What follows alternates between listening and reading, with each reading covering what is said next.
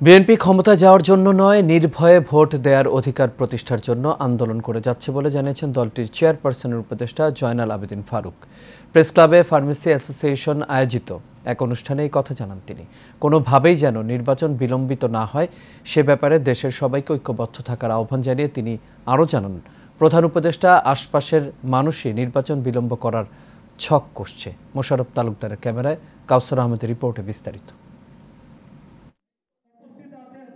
ভোটের অধিকার থেকে দীর্ঘ সময় ধরে বঞ্চিত দেশের মানুষ, ফলে বিভিন্ন সংগঠন থেকে দাবি উঠছে দ্রুত নির্বাচনের। সেই দাবির আলোকে জাতীয় প্রেস ক্লাবে নির্বাচনী রোডম্যাপ ঘোষণার দাবিতে আলোচনা সভার আয়োজন করে ফার্মেসি অ্যাসোসিয়েশন।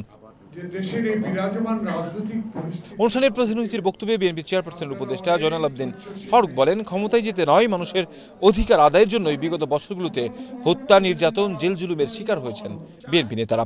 16 বছর যারা আন্দোলন করেছে, জুলাই বিপ্লবে যারা এই আন্দোলনে শরিক হয়ে আত্মহত্যা দিয়েছে, তাদের দাবি একটি নির্বাচন। ঠিক, তাদের দাবি একটা, 2018 সালে দিনের ভোট রাতে আর হবে না। 24 সালের মতো ভাইয়ে ভাইয়ে ভোট আর হবে না। 2014 সালে 154 জন বিনা প্রতিদ্বন্দ্বিতা যারা নির্বাচিত হয়েছে, এমন ভোট আর হবে না। জনগণের ভোটের অধিকার কেড়ে নিতে প্রধান উপদেষ্টার আশপাশ থেকেই নির্বাচন বিলম্বের ছক কষা হচ্ছে বলে অভিযোগ করেন তিনি।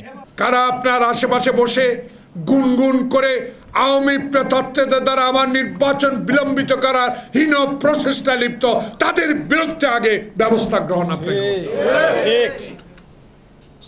আমরা সত্য কথা বলেই আমাদের বিরুদ্ধে আচরণ করা হয়। নির্বাচনকে বিলম্বিত করে এমন কোনো আচরণ জনগণ মেনে নেবে না বলেও মন্তব্য করেন বিএনপি নেতা। এই দেশে এক মাথা এক ভোট। কাউসার আহমেদ, এশিয়ান টেলিভিশন, ঢাকা।